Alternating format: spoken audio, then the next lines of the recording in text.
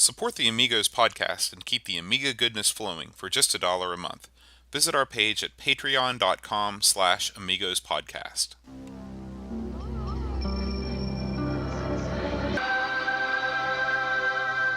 Amiga, the first personal computer that gives you a creative edge.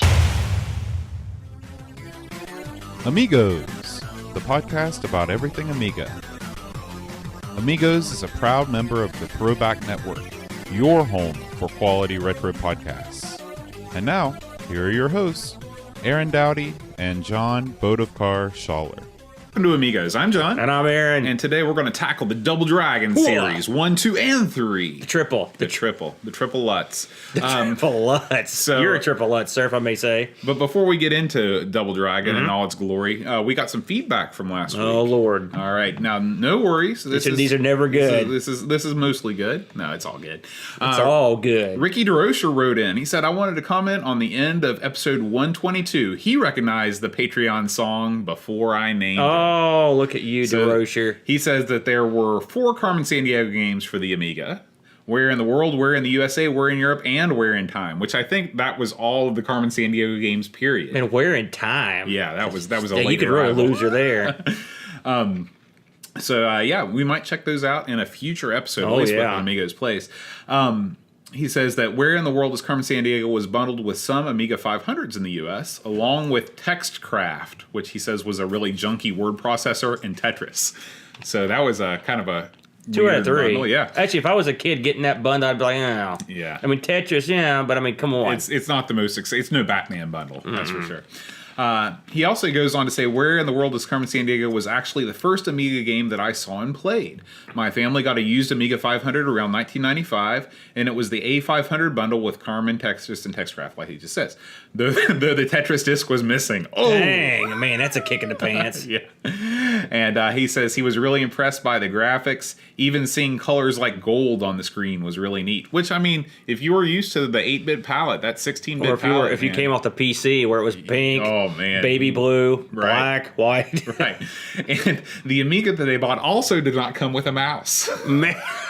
Man, I hope the Roaster got a host on that one big time. Yeah. So he says they had to use the keyboard shortcuts to move the cursor Wow, around. this is the biggest Amiga fan I've ever heard. He still wants to talk about it. He says later we got a lot more Amiga hardware, and an off-brand mouse was one of the first things that they got. Yeah, so, wise choice. Yeah, so thank you for writing in, Ricky. That's great. I'll tell you, I have on the 1200 I had to use the keyboard for the mouse for the right mouse, Right. and just doing that was a monumental pain. So I can imagine doing all my mouse work like that. Yeah, that's crazy.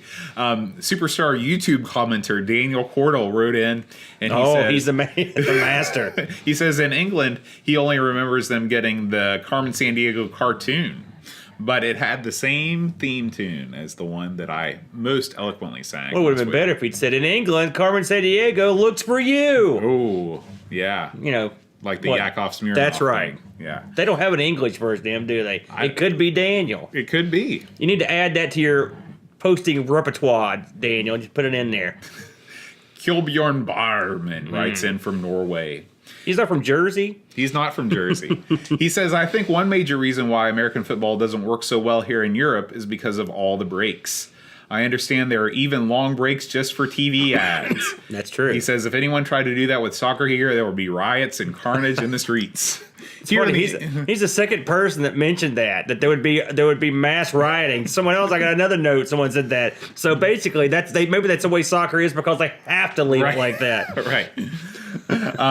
Let's see. And he says, by the way, don't you know that the U.S. is the current standing FIFA champion?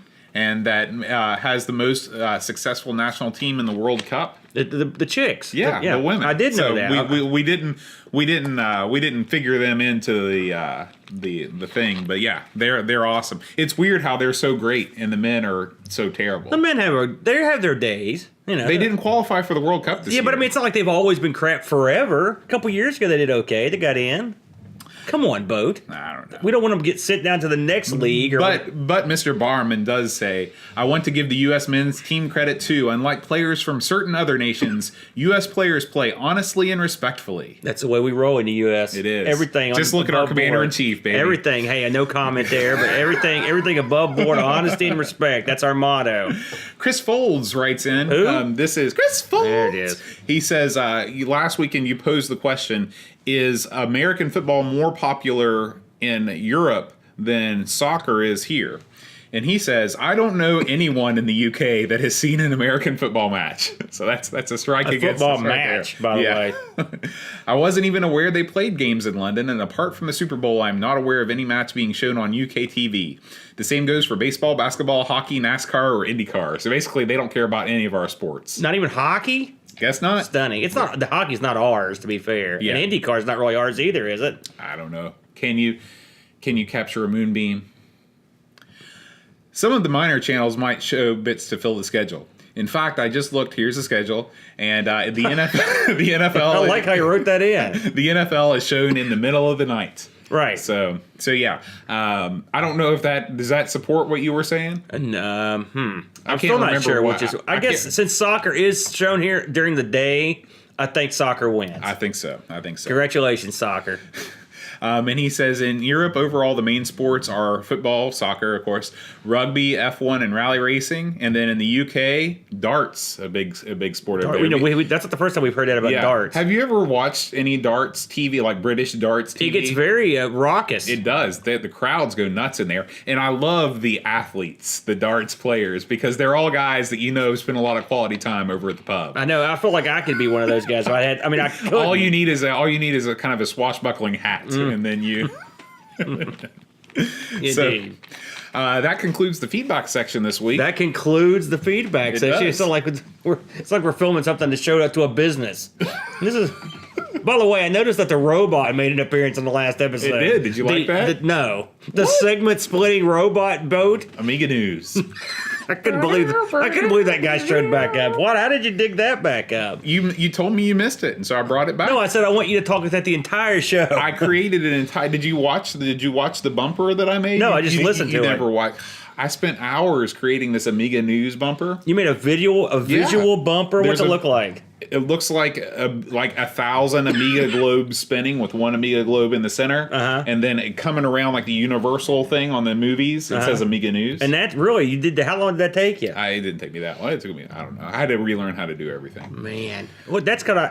I don't know if it's dedication or I wanted to reuse the Amiga fanaticism News would be a better word for and it. then Amigos Game of the Week. You got to see that. You got to watch the podcast. So now we're back to the bumpers. If We get you're- the bumpers back If you're in. not watching the podcast, you're missing out. Now, why did you get rid of the bumpers initially? Initially, out of sheer laziness, Is it- I got tired of pasting them in. That's all. But now that I have to spend quality time after every episode making sure that our sound levels aren't terrible, And so I'm already today you're sitting really there. freaking out And today. yeah. So today we are, if you're not watching the video version of the podcast, we are back to our roots with the USB mic because thanks to a Windows 10 creators update, the Tascam 4x4 audio interface is no longer working. And so, but hopefully it doesn't sound too bad, and I'll do what I can in post to make sure that it's listenable. Very good, Bo. Very nicely said. All right, let's move on. What's going on this week in Amiga News? Amiga News, and this is where it'll happen. Amiga News. Amiga News. You're going to cut me out, and it's going to be right there. That's right. Let me tell you, just right out of the gate, because I thought this was outstanding. Our good and dear friend, Dan Wood, has a video up about that is very interesting, where he talks and shoots video of the very rare Commodore Amiga CD 1200. Did you look at this video at all? I did see this. It was quite a unveiling, and it was at a... I actually don't see that on the... Yeah, it's right there. It is. Okay. It's got our other good buddy in it, too. Ravi Abbott, right? No, Ravi is part of the story. Right. But this was a rare prototype. I believe they said there were like 4 or 5 ever made. And it was effectively... it looks like if you took an Amiga CD32 and chopped off the non-CD part and just turned it white, and it would attach in the belly port, belly slot with some sort of connector, and it would effectively make your Amiga 1200 into a CD32. My favorite part of my favorite part of the system is the fact that they went with like a really bright white. Yeah, it looks like something that came down from heaven. Yeah, you know what I'm saying? It's no longer the boring beige computer color. It's this really white, like ivory white, piano glossy surface. And of course, they've got the former president of Amiga here to talk about it and demonstrate. One of a fellow that's been on our show. Yeah, Mr. Pleasance. Mr. Pleasance, and he is gussied up for the event in his faded. I don't know what that is. 64. Maybe that's a C64 jersey. Maybe might be. Team but C64.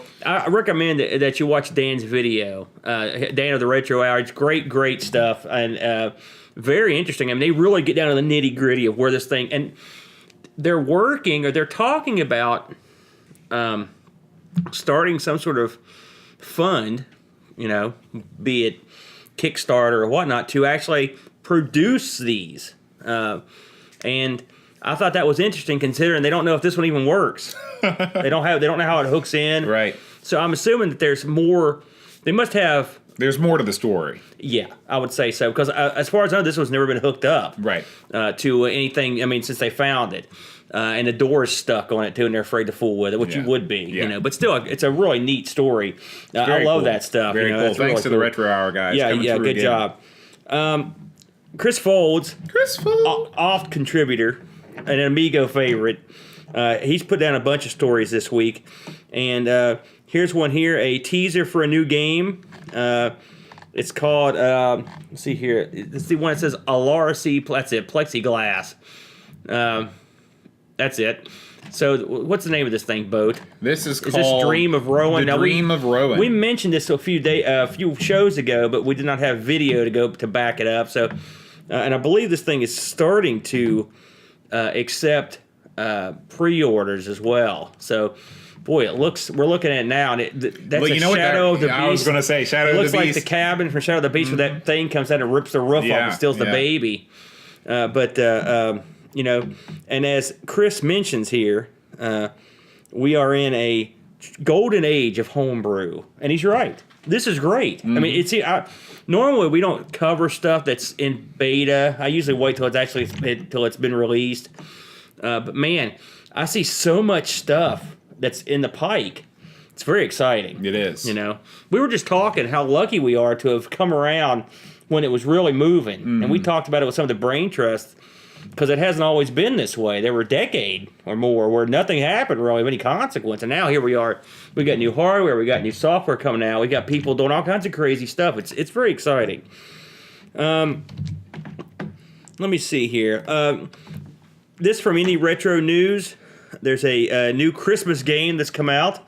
It will absorb only 3 minutes of your time. We're going to have to play this. Yeah, it's on the list.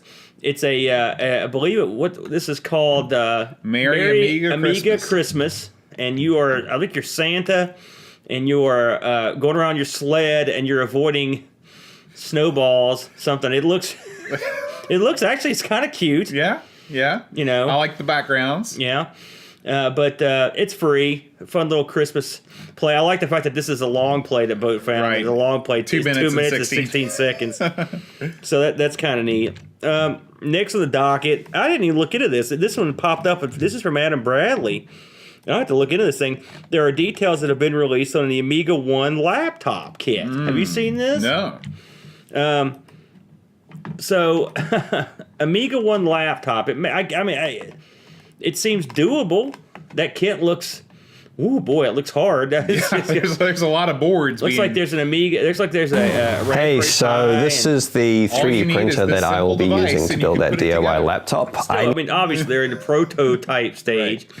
But hey, Amiga laptop. There it is, the dream, right? It says the motherboard will cost between €400 and €500. So this is going to be another pricey piece of contemporary Amiga hardware. If you're gonna play in that modern Amiga pool, you gotta pony up. It's the bucks. expensive to get into, that's for sure. There are new. This is from Chris Folds again. our new Commodore Amiga 500 case is in development. You know, it's funny. I've been remastering the old episodes. And it's pretty much for the first 50 episodes, we talk about the freaking Commodore case kit or the Amiga case kit or the keycaps. It's a perennial favorite on the Amigas. We've got if we've got the cases covered. I mean, we usually talk about 1,200 cases, so these are 500 cases, which is good. God knows we need those. We know that. Yeah, it doesn't look like there is a.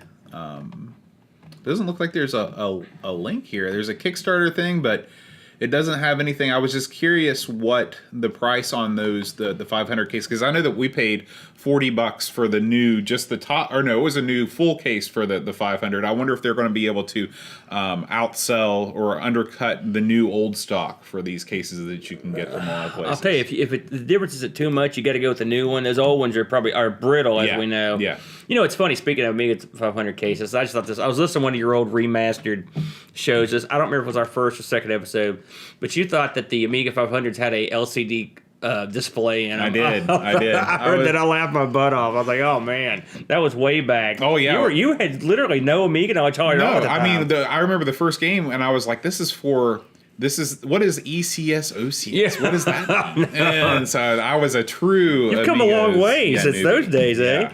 So next on the docket, and this is as timely as today's headlines, but what's the date right now? Today is December 8th. Okay, well guess what? Starting tomorrow, if you're in Toronto, Ontario, Canada, you can go to the World of Commodore 2017. Ooh. Saturday, December 9th through Sunday, and it is at the Admiral Inn in Toronto, Ontario. Sounds like a nice place. Tickets 15 buckaree dues.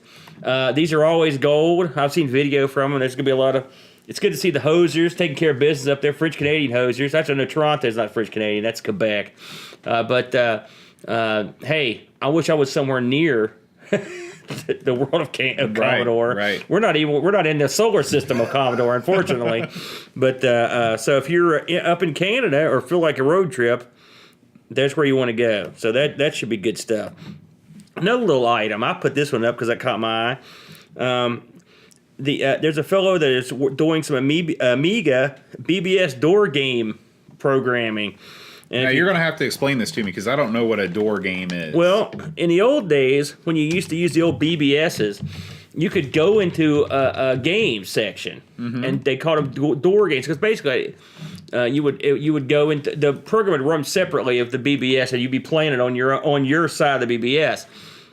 The games I remember fondly were there was a game called Trade Wars, which I played. Oh, okay. I played that on my calculator. Correct. Yeah. On the TI-85. No, it's all text. Oh, right. And there were some other ones. I remember there's a wrestling game I used to play. There were a bunch. Solar Realms was another one we used to play. So these are all text-based games. That's right? correct. Okay. And sure enough, I got on here and they're ready to go. You could log on this BBS from your browser and. You know what we should do, just as a special Amigos play sometime? We should play one of these door games. I'd have a lot of fun with you. That's a good idea, dude. Yeah.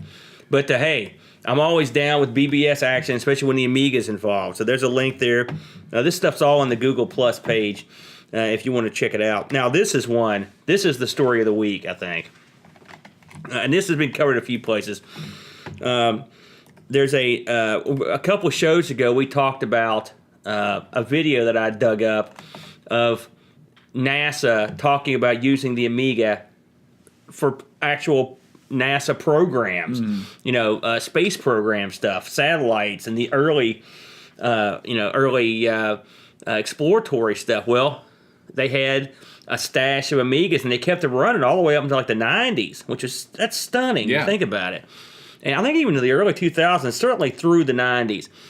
One of these NASA Amigas has came up on Facebook. You should click to see if it actually, the bidding should be over. By Facebook, you mean eBay? I mean eBay, excuse me. I don't know when, is it still up, is it still ongoing? It looks like this is a buy it now auction, And it looks like that they want $6,700 Canadian dollars or $5,218 US. I wonder how they get up into Canada, Bo. That's a crazy one. I don't know. Someone got real lucky. It's the Amiga 2500. But what's neat about it is it's still got NASA crap on the hard drive. They say it's like, yeah, it's got stickers all over it that say property of NASA. Yeah, that's really cool. And, I mean, it looks beat down, but I mean, this thing has worked hard. It's been pieced back together, So if you've got if I was a museum or something, I'd be all over this. Yeah. And there's no telling, or someone that's really the NASA memorabilia and in the Amiga.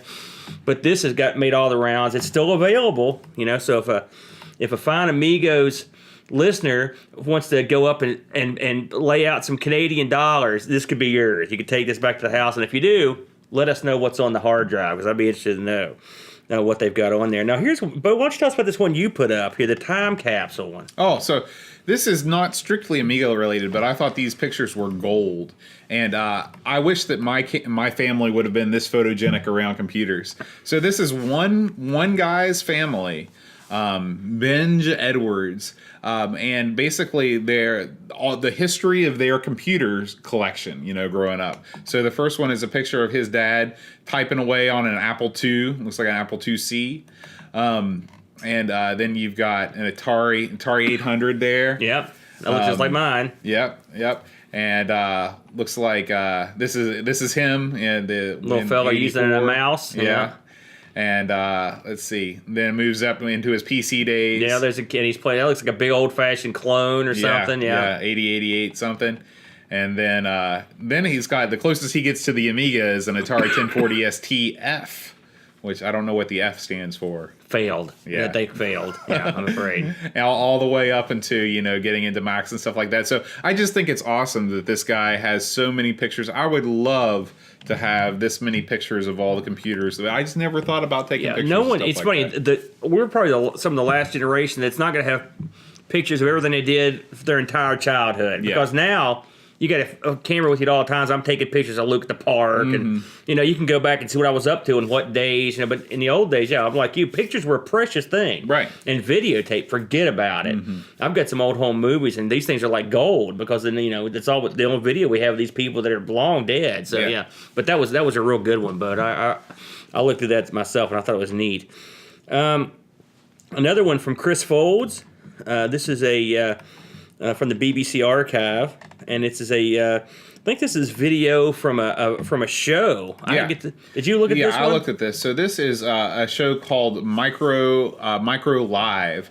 And this is Thank very, you, Mac. Very yes. easy. WIMP actually is an easy way of using a computer without typing all the usual codes and incantations. In fact, for a lot of uses, you can forget about the keyboard altogether. WIMP, W-I-M-P, stands for Windows Icons. And now it's not even working. But anyway, it's funny because the presenter is talking about the mouse. And of course, this is 85, and he's like, now watch this. As I move the mouse, the cursor moves on screen, and the guy's like, that's outstanding. And so the thing is, I'm telling you, I know exactly how he feels because the first time I saw one, I was like, what the heck? How does this work? It was amazing, It seems so stupid now. I mean, and you sound like an idiot, but I mean, I understand. I was there, it was quite astounding to see one work, and now you don't even think about it. You use them all the time.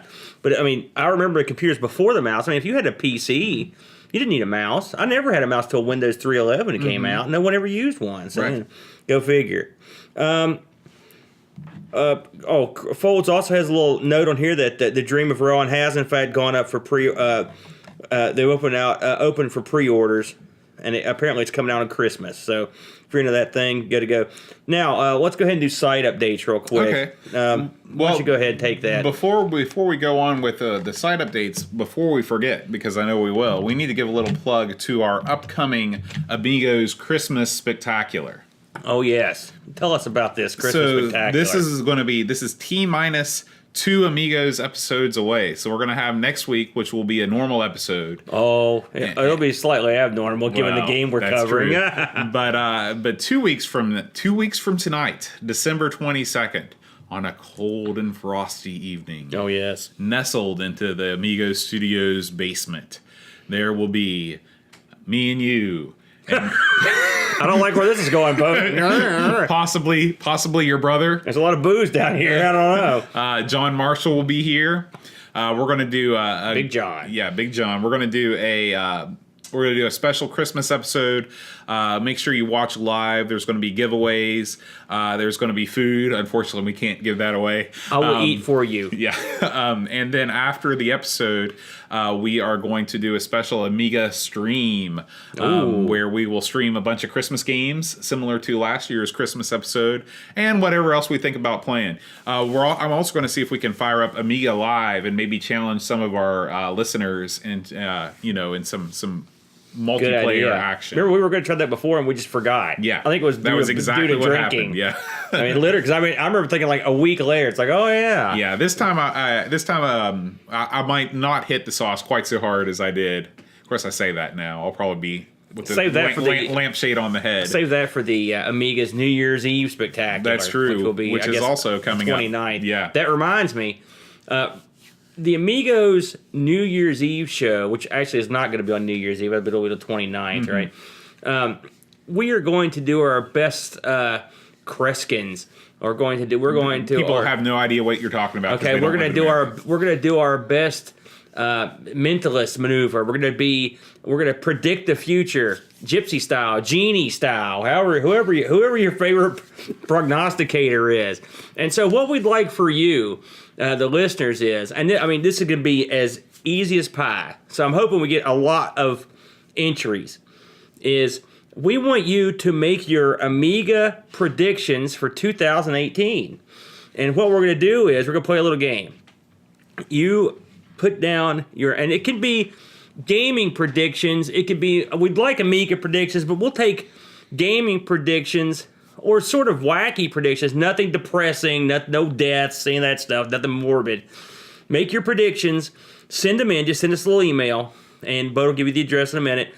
And then in 2018's New Year's, we're going to read these off. We're going to read them on the show this year, and then next year we're going to read them again. And the ones that came close, we're going to have a goodie. That's right. So please send all of your predictions to amigospodcast.com, and they will be read with much hilarity on the New Year's Eve Probably show. In the subject line, put something like predictions. We get no email to that address. I'll figure it out. Okay, yeah, he'll figure it out. But, any predictions you've got within the realm of good taste, right? But like any Amiga stuff, is there going to be an Amiga laptop coming out next year? Is there going to be a mini Amiga like the mini NES and Super Nintendo? Right. Anything you can think of that's, or like I said, we're pretty easy. Amiga, great. Atari, Nintendo, it doesn't matter. Whatever you got, or just predictions in general that are wacky. We'll take pretty much anything, and we'll read them on the show. It'll be a lot of fun. That's right. I can't wait. There's lots of fun. These next couple weeks are going to be great because neither one of us, we're taking some time off work. And we will just be living free and easy, living the Amiga life. Living free and easy, that's right. Going commando. That's right. All nude. All nude Amiga. Well, there goes that. Okay, Aaron, it's time to talk about the site updates this week. Go ahead. Do you want me to take I need you to do it because I got to steer the computer. Oh, my gosh. I'm telling you, lazy. Okay, let's just start off with the big one. We're going to work our way back down. Okay. Today, just hours ago, just went to press. The brand new issue of Kickstart, the official magazine of the Amigos, has dropped, and Neil has added again. This looks like a good issue. I haven't got to look at it because it just dropped. It's got stuff here on Outrun. It's got stuff here on Hunter. He's got level maps for Hunter. We got to get those, right? Because we're going to do Hunter at some point. He's got articles in here from Dreamcatcher and our amigo Chris Fold. He's got a bunch of crazy charts and all the things he always has. I'm going to give you a quick quiz on the charts. Oh, geez. Okay, right out of the gate. Okay, go ahead. I'm gonna tell you the name of the song, and you're going to tell me the artist. Okay, so this was number 1 in the UK in April 1992. Okay. Yes. This is 92. The name of the song is Deeply Dippy.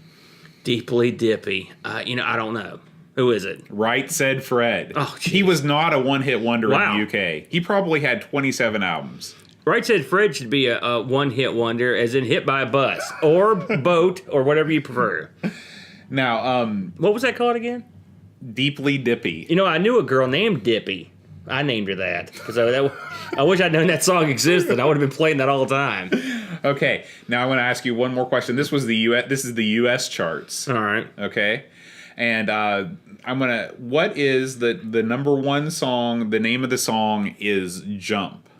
Jump. Yep. Now it's not what you immediately will think it is. It's the other Jump. Well, there's two of them. Right. This is 92. Right. So Van Halen Jump came out in 84. That was the one you were thinking of. What's the other one? Pointer Sisters. The Pointer Sisters? Yeah. Jump for my love. Jump. The Pointer Sisters are going to make you jump. Oh, this is Crisscross. Crisscross. That's right. You didn't say jump. You said jump. Well, Jump is the name of the song. Well, there's three then. 3 Jump songs. I don't consider the Pointer Sisters to be in the right. That was a big hit. Although 92, I thought that was a little late. I hated Crisscross too.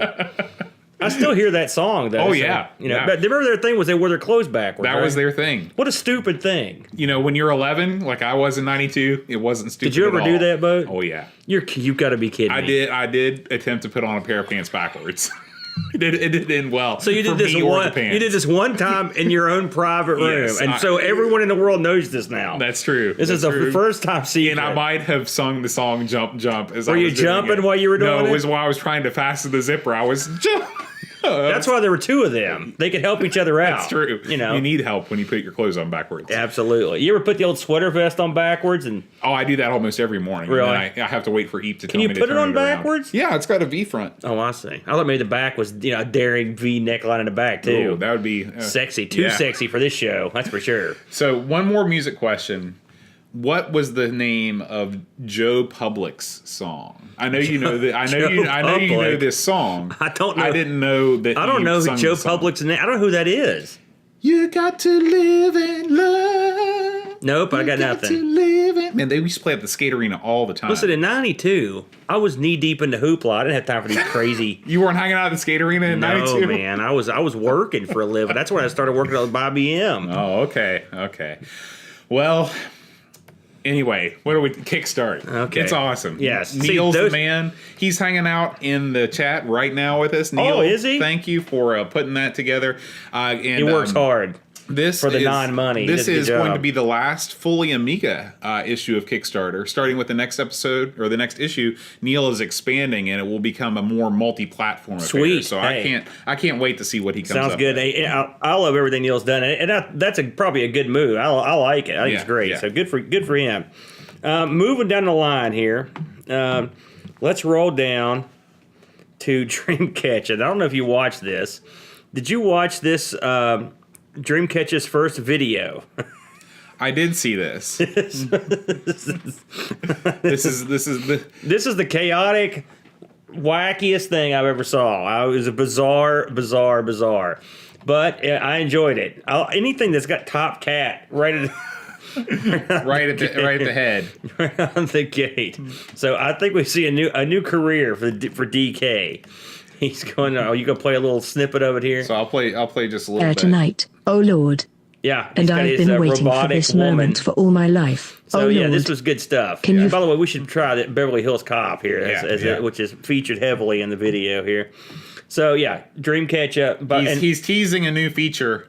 And we'll just have to wait and see what is coming. And while we're thinking about it, we should once again plug his extremely awesome, free, super huge, encyclopedic collection of his works. And so if you go to the Everything Amiga site and then go to the article that says it's beginning to look like Christmas and scroll to the link, which is...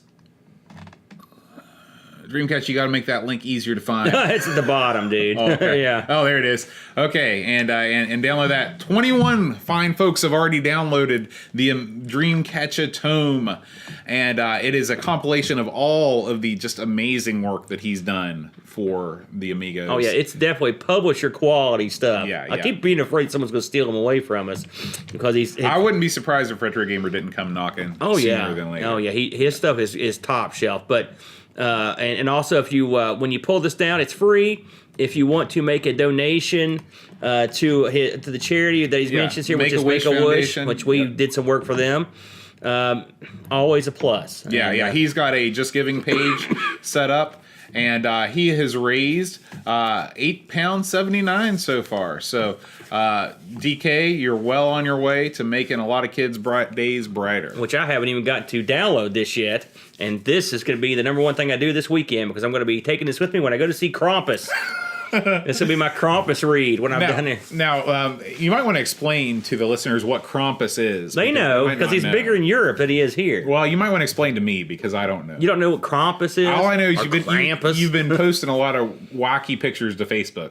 What are you talking about? What's that supposed to mean? They're not the wacky. They're completely normal. Okay. Krampus is Krampus is this... he's sort of like the anti-Santa Claus. Santa Claus rewards you for your good behavior. Krampus takes you, stuffs you in his sack, and takes you to the netherworld for your bad behavior. Okay. He doesn't screw around, That's this guy. true. So, look him up, Bo. So, where when you go to see Krampus, where do you go to see him? We'll be going to an art studio, believe it or not. We're going to get a picture taken with him, a very tasteful picture, I'm sure, of us. And this is there's two styles of your Krampus. You got your kind of cutesy, sweet but evil style Krampus. Next door. That's right. And then you've got your straight up, like, nightmare fuel. And this is the nightmare fuel version. So Luke will not be in attendance. Luke is going to be there. And so we keep telling him if he doesn't mind today, we were at the store. If you don't mind, leave you with Krampus. No, we don't have to leave him. He'll grab him, put him right in the sack, and he's gone. There you go. There you go. What other site updates do we have, Aaron? Is that it? I think that's it. I think we hit the pay window there. All right. Well, we should probably... Now, I know we did have some action on our YouTube channel. Yeah. This week. You went crazy. Well, I continue to put out... Amaze yourself, sorry. Remastered episodes. Yes. Things like that. You're remastering the audio is much better. Well, thank you. I don't know how you do it. I've learned a little bit in the past 123 episodes. But I've got a new episode in Struggling Through Star Tropics. This is part 3. So you can continue to watch me die repeatedly. I haven't watched those yet because I don't want to ruin it for me. Well...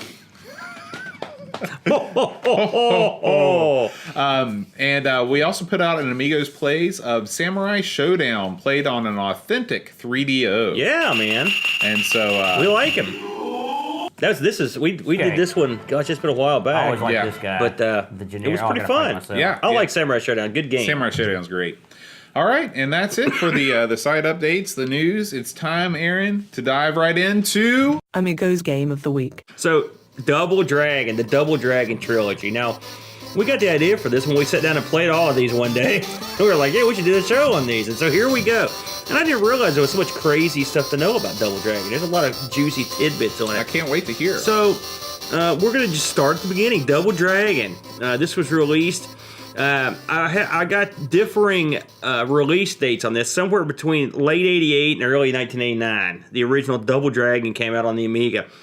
It was put out by an outfit called Binary Design. They did also Double Dragon 2.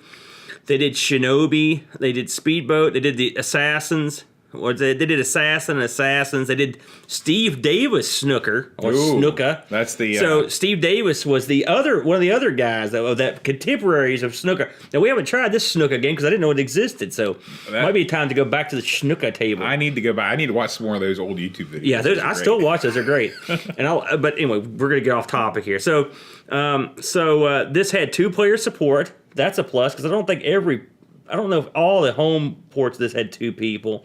I think 2-player simultaneous. No, that's right. I think there was the NES had 1 player. Right. Yeah. So see, look, I retained something. Mm-hmm. This came out and on everything. I mean, everything. All these came out a lot of stuff. The Amstrad C64s, the Ataris, all the Atari machines, including the handhelds, the ST. The Game Boy. There was even a Tiger handheld version of this game, the old LCD game. So. Man, there's a DOS version, there's a DOS booter version, a Game Gear, Master System, the Genesis Mega Drive ZX Spectrum. The Tandy had an enhanced version with the Tandy graphics. I remember that 16 color. So anyone could play them some Double Dragon. This was based, of course, on the Double Dragon release in the arcade. From Technos. Again, they did WWF Superstars, one of my favorites. The WWF WrestleFest. So let's explain what Double Dragon is for the few people that don't know. You play a street tough. whose girlfriend has been abducted. And by the way, I'm not going to go into the long, involved storyline of the Double Dragon games because, believe it or not, there is one. And instead of just, here's the way I always thought it was. A big mean guy, he beat up your girlfriend and took her out. Mm-hmm. And so now you and your buddy have got to go get her back. Right. That's really all you need to know. But there's a shadow... boss. It's a shadow like thing going on. There's a big organization and a big bunch of hooey, but you're going to get your girlfriend back, right? None of it's really germane to the story. No. You're moving. No. You're beating a lot of guys up. Yeah, that's the truth. So, the game you go through different. Start out in the streets. And you go through different scenarios to try to rescue your girlfriend. As you go through, these guys attack you, women attack you, big bosses attack you, and you have, if you're playing by yourself or with a partner, you have the choice of going bare-fisted, or you could actually pick up the weapons they drop. They drop stuff like whips, daggers, ball bats, and you can grab this stuff, or barrels. You could occasionally pick up a barrel and whale it and throw it on somebody or run them over with it, So, and this was pretty unique when it came out. Mm-hmm. Like, I don't remember a game. We talked this a couple weeks ago. I don't remember a game like this before this. This might have been one, if not the first, one of the very, very first side-scrolling beat-em-up games. Yeah.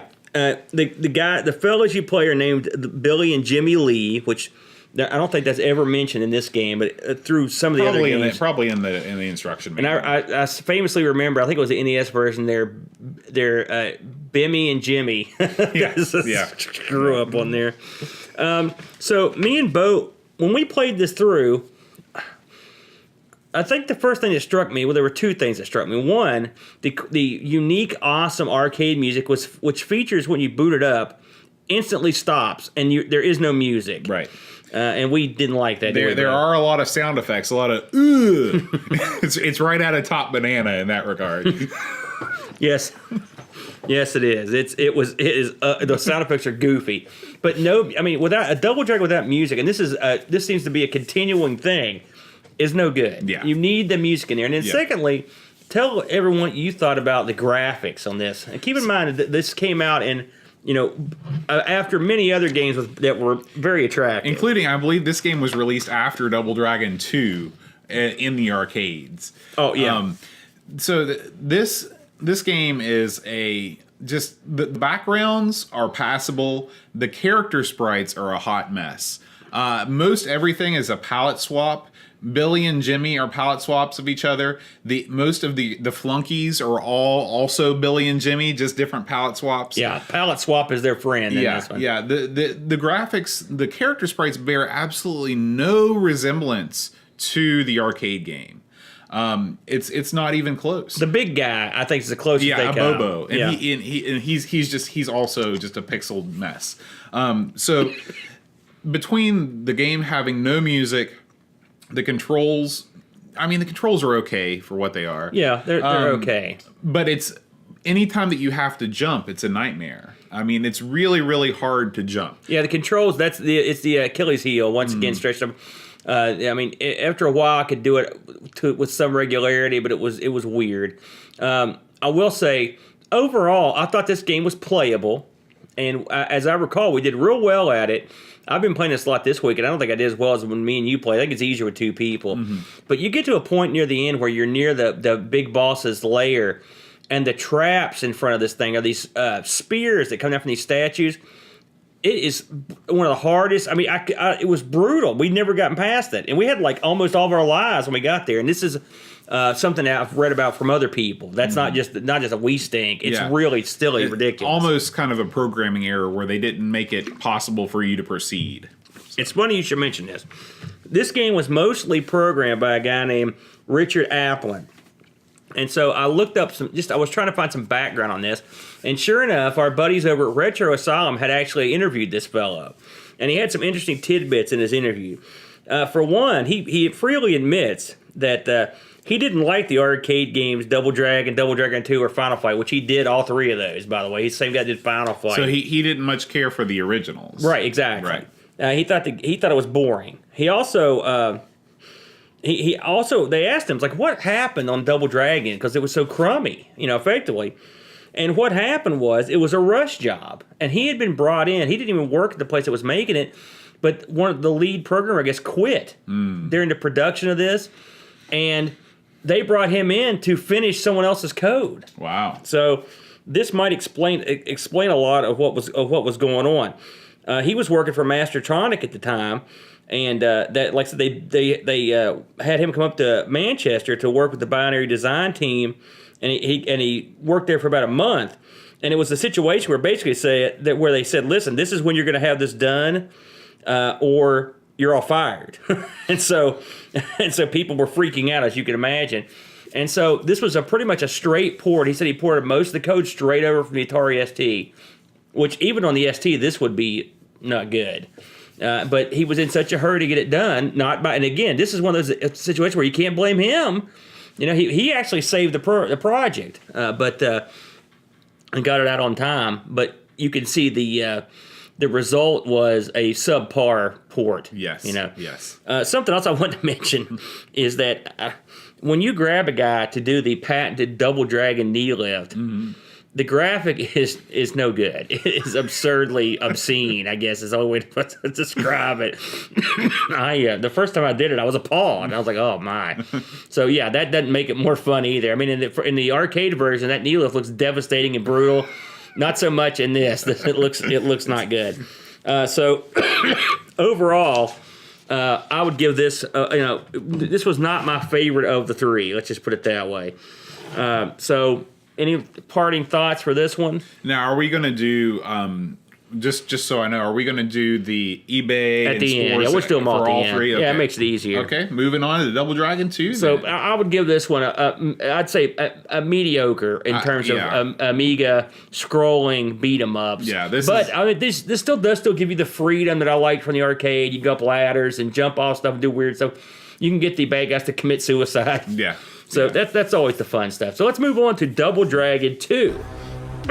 Now, Double Dragon 2 came out in '89, same developer, binary design. In fact, the exact same programmer, Richard Applin. This one also supported 2-player support. This one came out on just about all the same stuff.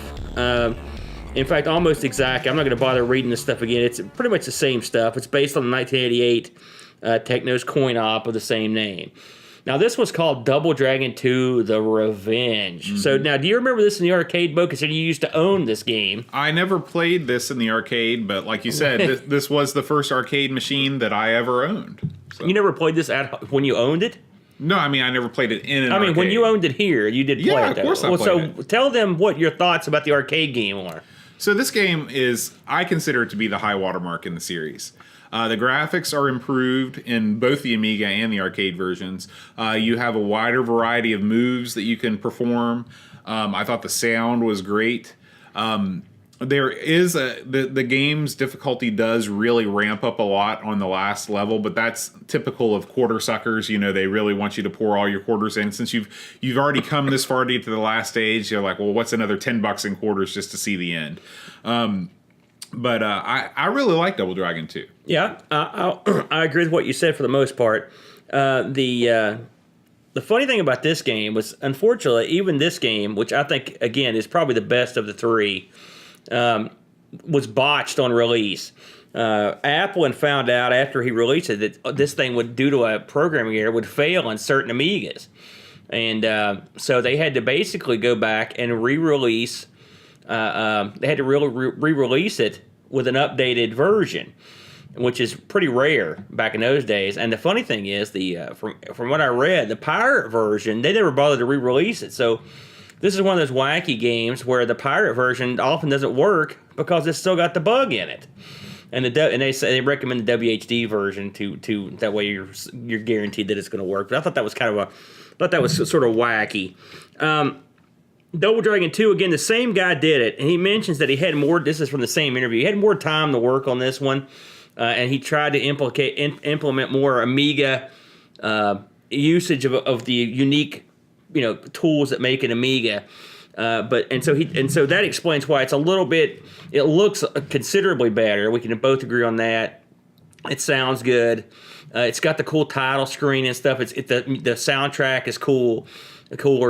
It's sort of you've got the choice between in-game music or not having in-game music. Which why you would not want to have in-game music is. Yeah, I agree with you. They asked him on Retro Asylum why he didn't implement the knee in this one, which he said he didn't know. He couldn't remember why. I think I would have not have done it after I'd seen the first knee, But I thought that was kind of wacky. So in this one, you have to go and run down the gang who had this time they didn't steal your girlfriend, and in the arcade they show this. They shot her. Yeah, they killed her. In the arcade version, Hood just shows up out of nowhere, pulls out a machine gun, and guns down your girlfriend right in front of you. It is one of the more brutal things I remember seeing in the arcade. I want to say the first one they came up, they punch her in the gut. Yeah, which is also brutal. That is. I remember thinking, dang, that was. I mean, keep in mind this was the late '80s, but I mean, still, I thought, man, they just hit that girl in the gut. Well, to see her get shot is, I mean, they're getting revenge. You know?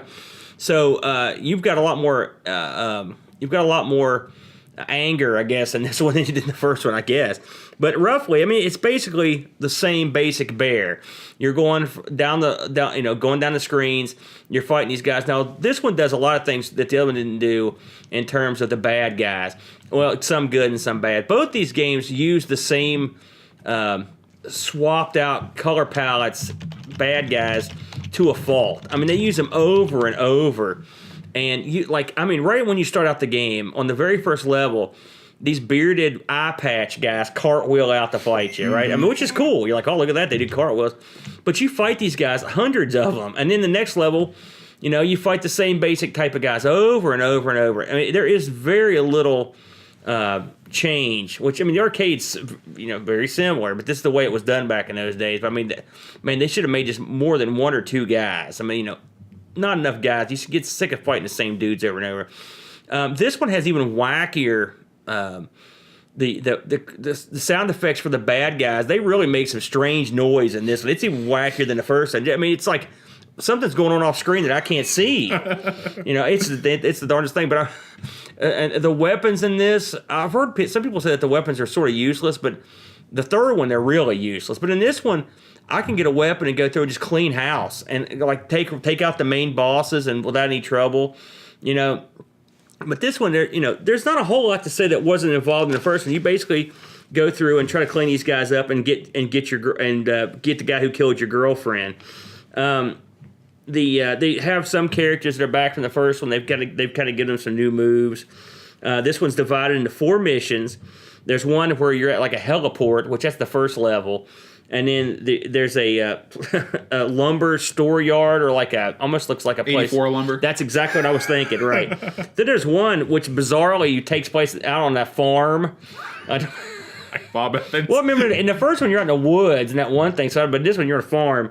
And it's weird to see kung fu thug beaters out on a farm. Right. Not their natural Can you imagine you're out plowing the fields and here comes Buddy or Billy and Jimmy and they're whooping some thugs. It's like, what are just over the horizon. It's like, I mean, we live where there's a lot of farms. If I saw a gang of thugs fighting 2 martial artists in a cow pasture, I'd be like, what? What the heck am I looking at here? It's a weird scene. And then also the hideout of the boss. Of course, you got to have that. You got to have that. And the funny thing about this one, if you at the end of this you fight your own clone, and if you're playing 2 players, you got to fight 2 clones. Mm-hmm. So hey, and that's a tough fight too. I've seen you do that on your actual machine. So what did you think of this one overall? This one is my favorite of the 3. I think of an overall package. It's a very good port of the arcade game.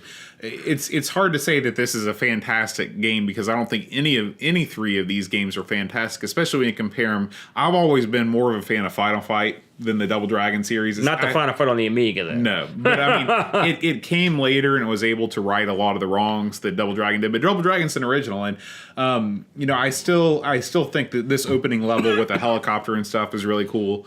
I like the bad guy, especially. The first bad guy's just like tubby biker, and he comes out, he's like, he has this laugh, and I just go over and just wail on this guy. He's such a loser. And so that's satisfying after the guy comes out and laughs, and he'll be laughing as you destroy him.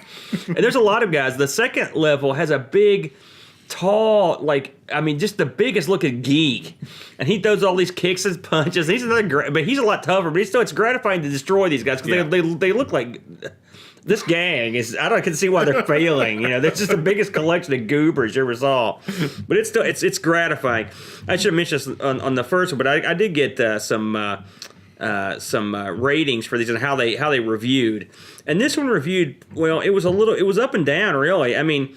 Amiga Format gave it a 73%, and Amiga Joker gave it an 80. Wow. Not bad. But then Amiga Action gave it a 27. I mean, they hated it. I don't know what happened there. Mostly in the 80s, not too bad. And the first one was sort of in the... Oh, you know why? That's all you need to know right there. No, re-release. Yeah, you're right. Yeah, that's probably... I mean, it's amazing when these things get re-reviewed. I mean, people they just kill them, you know? The first one was...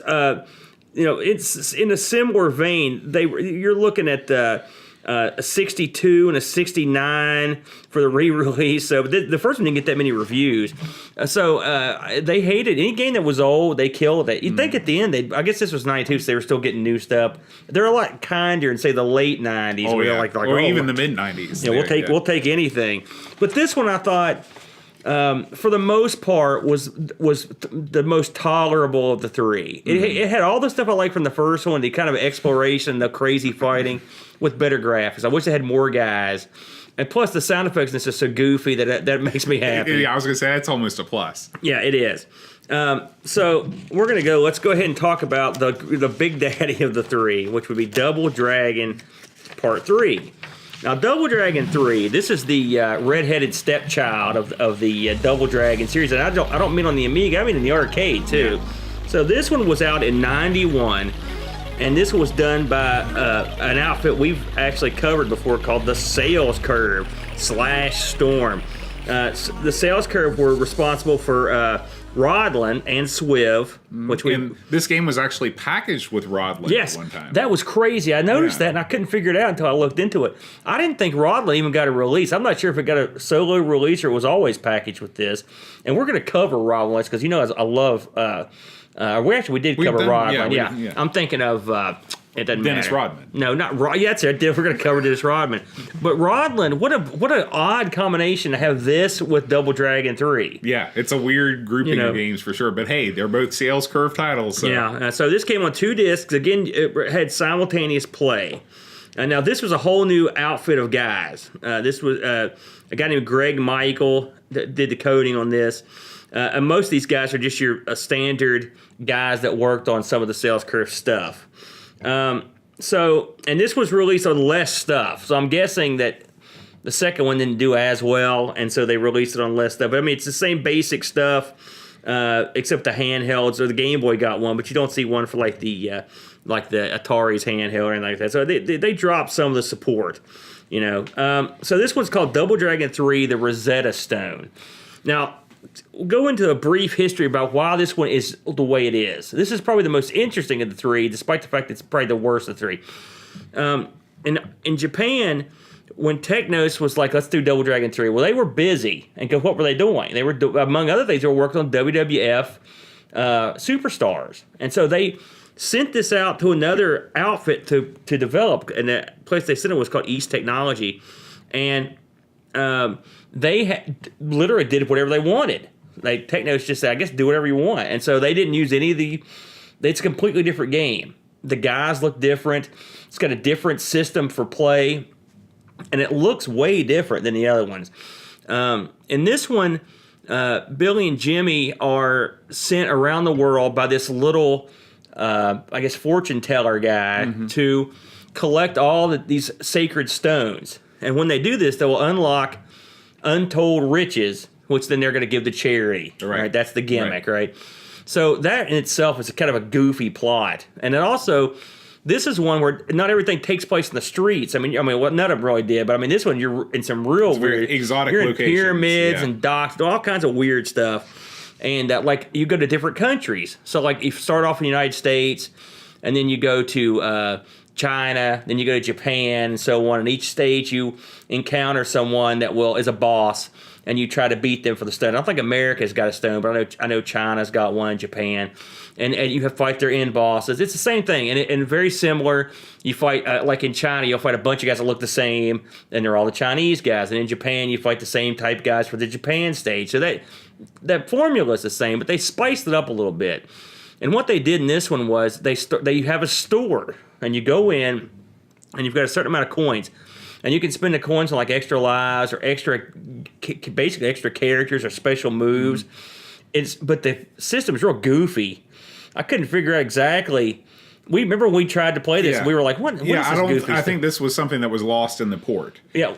Well, in the arcade, you used actual money. You use actual money, and that's the reason why this game is universally despised. One of the reasons is because this is, with all of the Battlefront 2 talk these days, this was the origin of the microtransaction. Yeah. Where you're paying real money for in-game upgrades. Yeah. Now I will say this: I did a little digging, and it turns out that when they released this game in Japan, they got rid of that system of extra coins. And the Japanese version of this is probably, if you're going to play the arcade version, the Japanese version is the way to go. It has, like, in this you can buy different characters, for example. And I think there are 4 on the Amiga. And in Japan, like you can just select them. So they made changes for the Japanese market with the arcade machine. Why? Because everybody hated it, right? I never saw this in the arcade, so I never played it in the arcade. No, I just read about it. So when you look at this game right off the bat, it just looks different. It's gray. The characters are, I mean, in some ways it's more well defined, but in some ways it's more. It's not cartoony at all. It's not realistic. It's just it's something. It seems like it's more gritty. It looks a lot like RoboCop. It actually reminded me of like Crime Fighters or something like that. You can tell that by this time beat 'em ups had reached their zenith, and they were trying to draw from all of the big titles. And they were also trying to do was make money. And so this is the age of adding money to continue, adding money for health. They wanted to get your money. The fact that there's a store in this, I just find goofy. Yeah. It's something else I just thought was real strange. Now, this one controls pretty well. I thought this probably controlled better than the other two.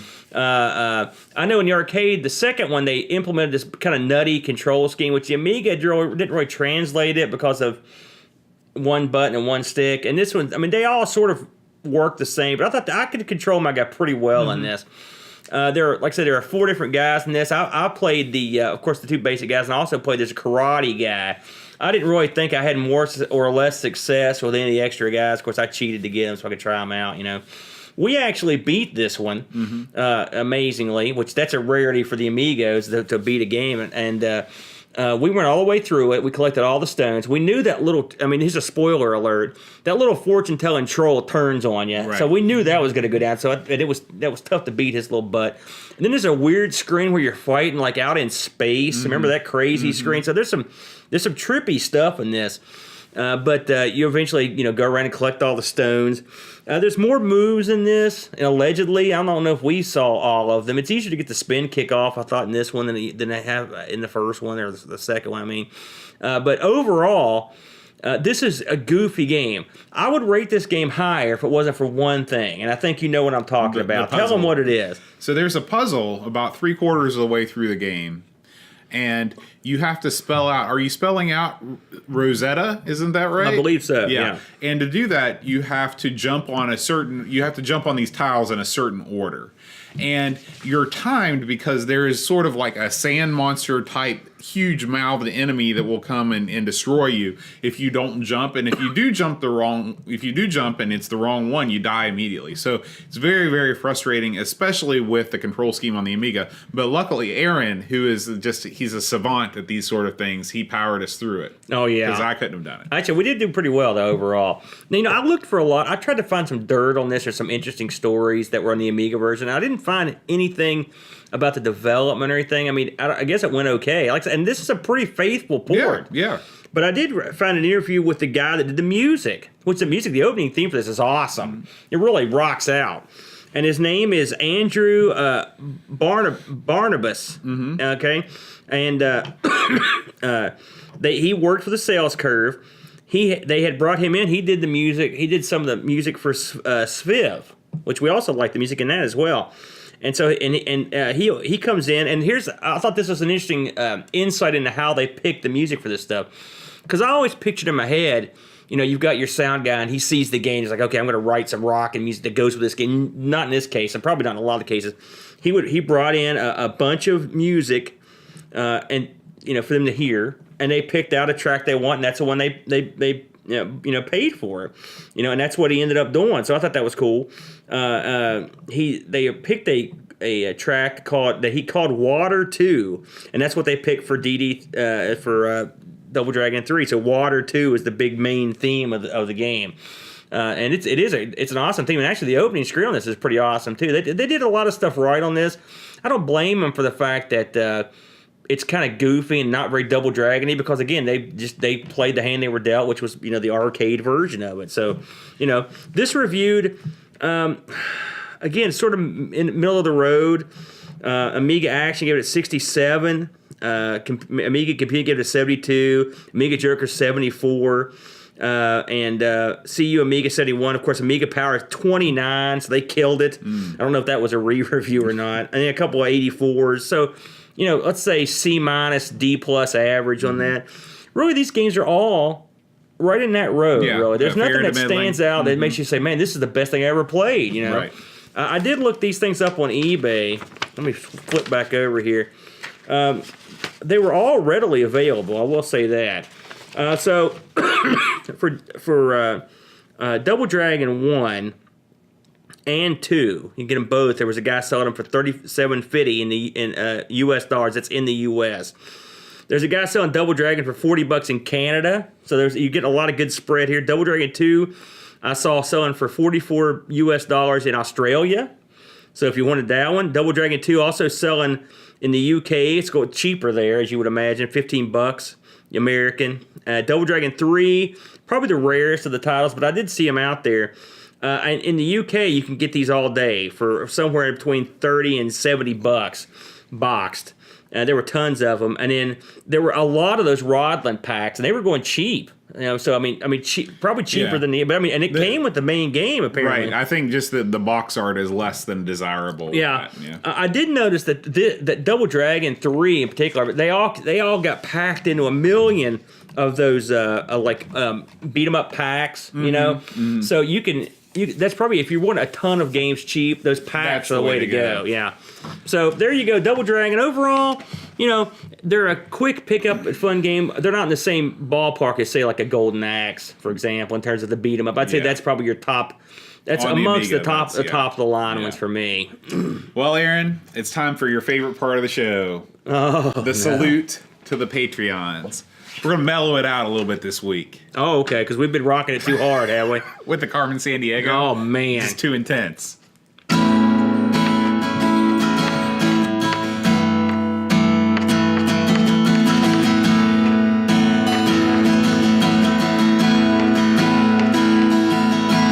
John Marshall, Matthew Perron, Ricky DeRocha, creepy dead boy, Vicky CDC, Slow Norris, Stephen Cigar Mortensen,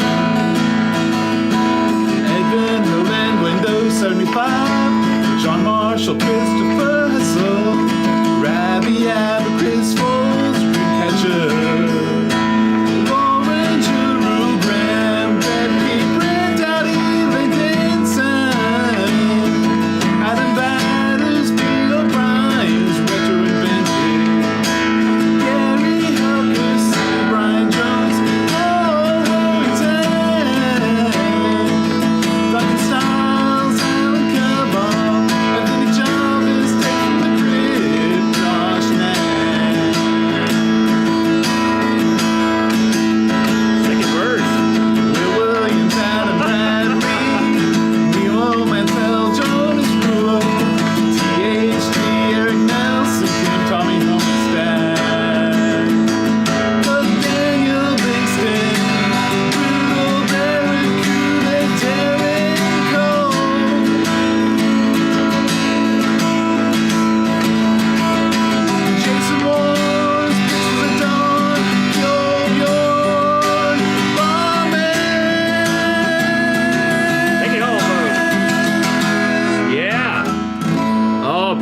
man. Yeah. I loved it. Thank you. That was Three Dog Night, right? That was Three Dog Night. That was Jeremiah Was a Bullfrog. I knew it. All right, Aaron. Next week, why don't we play the King? This is the #1 game. Hail to the King. We're going to do the only game we could do the week before Christmas. That's right, Shaq Fu. Shaq Fu. All right. We will see you then for what's sure to be an unforgettable episode. Until next time, adios.